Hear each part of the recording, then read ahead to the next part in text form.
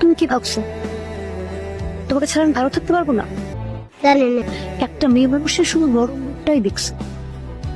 শুধু তোমার মন না, তোমার তো সবই না।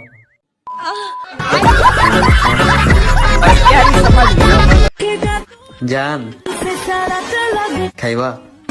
আর বেঞ্চন, ওইটা কি খাওয়ার জিনিস না লাগানোর জিনিস? प्यारी समझ गई। বেঞ্চন, তুই আমাদেরটা খায়া যা, কলা আছে, ছিলা কলা। শুনো, তোমার কপালে দুঃখ আছে।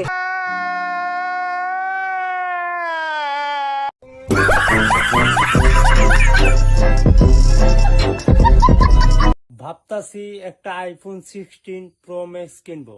এত ভাবার কিছু নেই, কক্সবাজার গেলে তো কিনতে পারবো। ভাবতে তো আর টাকা লাগে না। হ্যাঁ, কিনতে তো আর টাকা লাগে না, শুধু এক রাতের ভাড়ায় তোমার আইফোন 16 প্রো ম্যাক্স। তাতে আমার বাল ছেঁড়া গেল।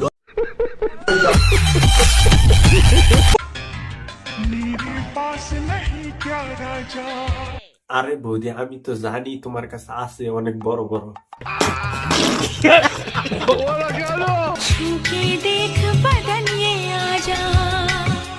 না না, আমি যাব না। ঠিক বলেছো। একটা কথা সবসময় মাথায় রাখবেন, যাকে মন দিয়ে আটকানো যায় না তাকে ঠিক ধন দিয়ে আটকানো যায়। মিথ্যা কথা। আরে মিথ্যা না, সত্যি।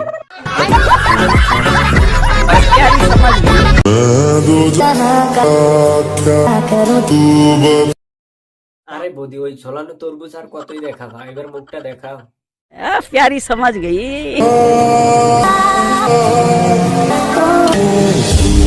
এবার ঠিক আছে।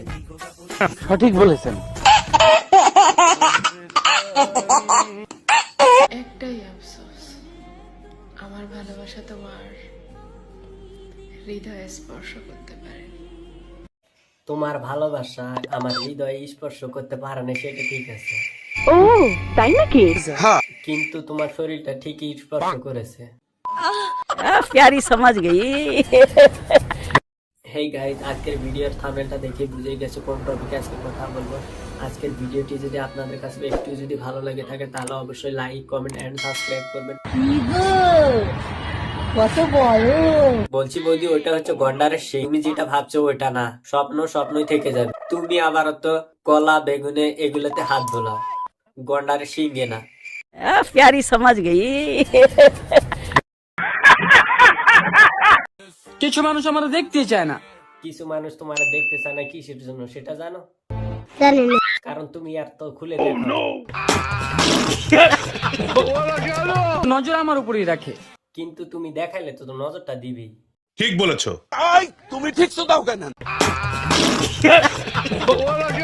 জানিস ভাই, আজকে আমরা একটা বউ ভাতের নিমন্ত্রণ করেছি। বাহ, ভালো তো।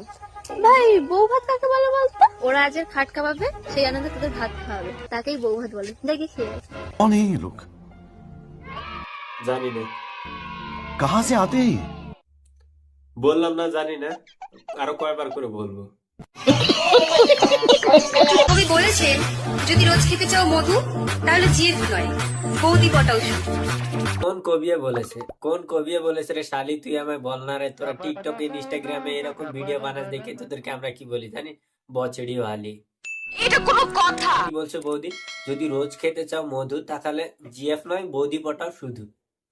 আচ্ছা বৌদি, সব মধু যদি তোমার ব্লাউজের ভিতরে থাকতো তাহলে দোকানে ওগুলো কি বাল ছেড়তে তৈরি হয়েছে? বলেন কি? আর কোন কবিয়ে বলেছে? সেই কবি কি এখনো বেঁচে আছে না বাল পেকে তাল তলায় গেছে? তাতে আমার বাল ছেঁড়া গেল।